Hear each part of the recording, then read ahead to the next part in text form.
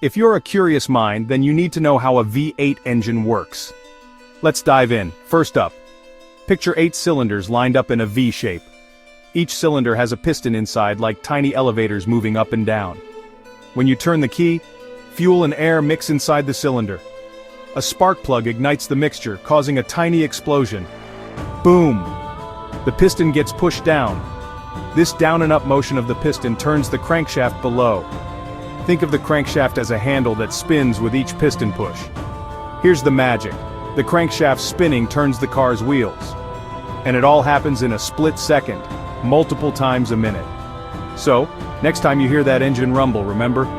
It's those tiny elevators and handle working together to make your ride smooth and powerful. That's the V8 engine roaring to life.